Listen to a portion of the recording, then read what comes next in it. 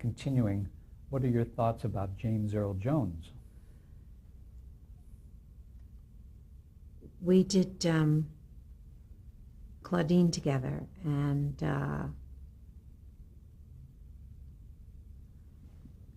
thing that we talked about at the end of the first day's work is what made him very special in my life. Our first day's work on Claudine, we were in bed together all day. And James was nude, and I was wearing a bathing suit. And at the end of the day, some hard scenes, really a difficult place to begin in the script, in addition to the things that I mentioned earlier that we had to deal with emotionally about the loss of Diana Sands. And at the end of the day, he said to me, "This was a good day's work. I never thought of you once as Diahann Carroll." And I said, "That's the highest compliment you could ever pay me. Thank you very much." And I love him for that. We go to Joan Collins.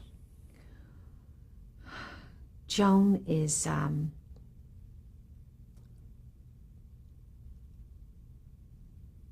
loving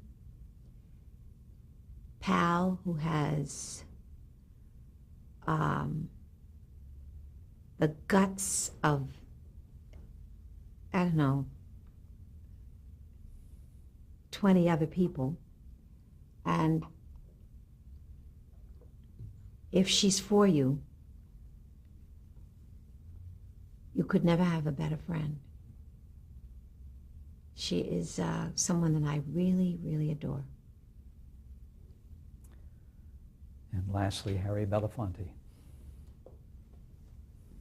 Harry has guided me through so much murky water through the years.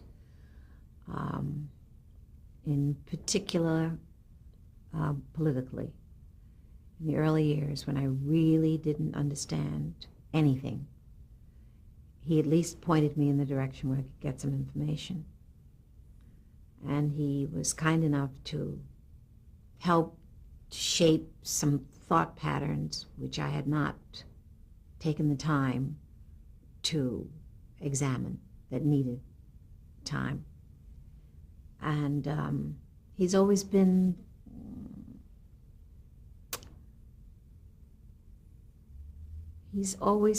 when I needed him, I pick up the phone and he will find the time and find the answers.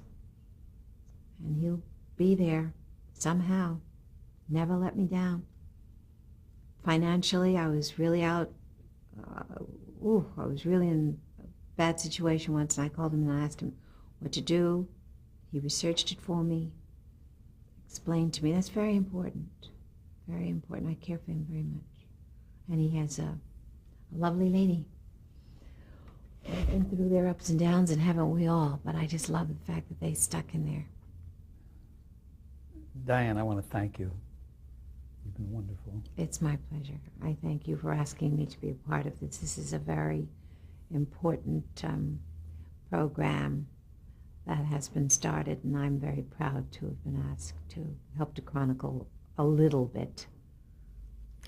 In closing, I just want to quote your friend Harry Belafonte, who said about you, "Had it not been for Diahann Carroll and the things she had achieved and the things she had done, the way in which black actresses are perceived today, and the kind of successes that many of them are having, would not exist if it hadn't been for Diahann Carroll." Isn't that a lovely thing?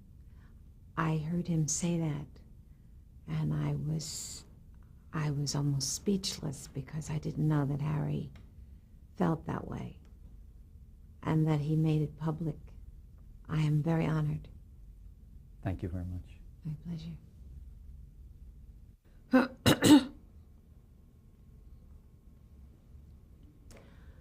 This is in the recording studio. I think we are recording the Harold Arlen songs, approximately 1957. What year was this is Mr. Richard Rogers, and this is at the award ceremony. I won the Antoinette Perry Award that year, Tony. I would say 1962. That's the wonderful actor Lloyd Nolan with me in Julia, the television series. We went on the air in 1968. This is 1968, the television series Julia, and my co-star, young Mr. Mark Coppage, approximately 5 or 6 years of age. This is 1967, a television special shot in Paris with Maurice Chevalier, directed by Jean-Christophe Averty. It was a very advanced use of technology, camera. It was a wonderful experience. I'd never done anything like this before. And Mr. Chevalier, of course, was very charming. This is the production of No Strings by Richard Rogers, 1962, closed by Donald Brooks. That handsome man is Richard Kiley, who later did Man of La Mancha. And you see the orchestra on stage in the rear. They were used almost like a Greek chorus throughout the production of No Strings.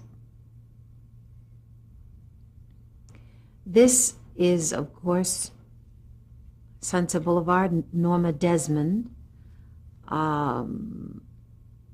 I think these are the photographs that were taken in New York just prior to going to Canada for the Canadian production of Sunset Boulevard for Garth Drabinsky and his Livent Corporation. I did this role for approximately close to a year and a half.